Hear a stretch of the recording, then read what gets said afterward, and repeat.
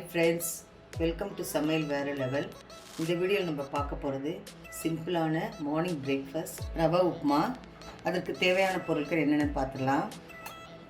இந்த ஒரு டம்ளரில் ரவை எடுத்து நல்லா ட்ரை ரோஸ்ட் பண்ணிவிட்டு எடுத்து வச்சுருக்கேன்.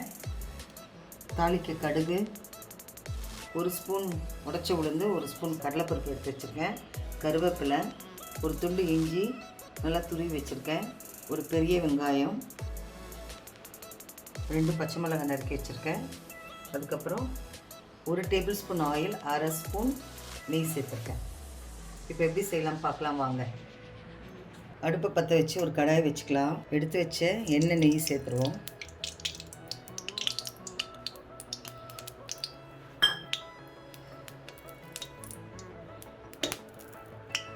எண்ணெய் காயிட்டும். 1 ஸ்பூன் கடுகு, உடைச்சி உளுந்து, கடலைப்பருப்பு சேர்க்கலாம்.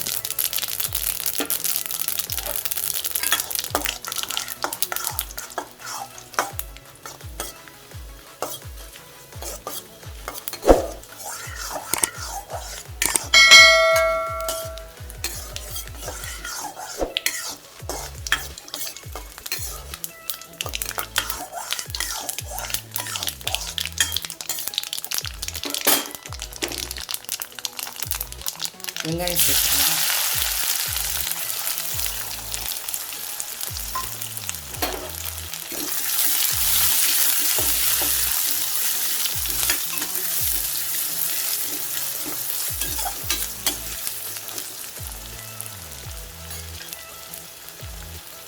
கருவேப்பிலை, பச்சை மிளகாய், துருவி வச்ச இஞ்சியை சேர்த்துக்கலாம். நல்லா வதக்கி விடுங்க.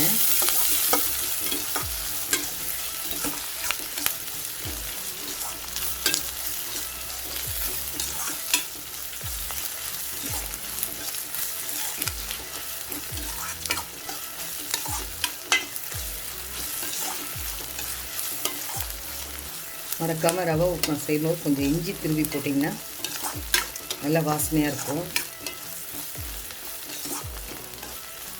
இந்த வெங்காயம் வதங்கட்டும்.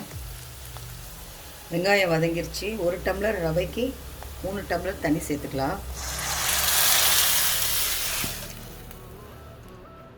தேவையான அளவு உப்பு சேர்த்துருவோம். தண்ணி நல்லா கொதித்த உடனே ரவையை போட்டு கிண்டி இறக்கிடலாம். இப்போ தண்ணி நல்லா கொதிச்சிருச்சு. ரவையை கொஞ்சம் கொஞ்சமாக சேர்க்கலாம், இல்லைன்னா கட்டி தட்டிடும்.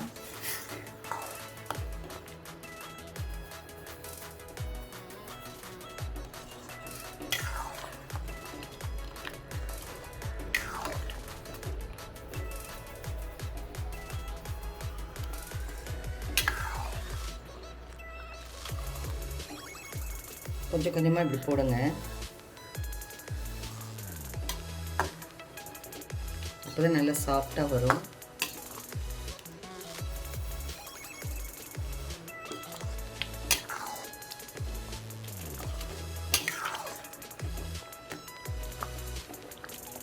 பாருங்கள்,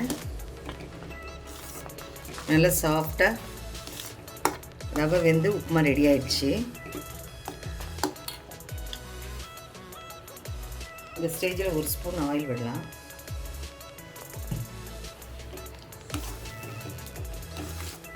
இவ்வளோ சாஃப்டாக வந்துருக்கு பாருங்கள், ஒட்டவே இல்லை.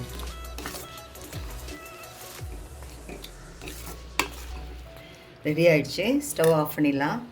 அவ்வளோதாங்க, சிம்பிளான சுவையான மார்னிங் பிரேக்ஃபாஸ்ட் ரெசிபி ரவை உப்புமா ரெடி. இந்த வீடியோ உங்களுக்கு பிடிச்சிருக்குன்னு நம்புகிறேன். லைக் பண்ணுங்கள், ஷேர் பண்ணுங்கள், கமெண்ட் பண்ணுங்கள். இந்த சேனல் சமையல் வேறு லெவலுக்கு சப்ஸ்கிரைப் பண்ணுங்கள். மறக்காமல் பக்கத்தில் இருக்க பெல் ஐக்கானை கிளிக் பண்ணிவிடுங்க. மீண்டும் அடுத்த வீடியோவில் உங்களை சந்திக்கிறேன். தேங்க்யூ.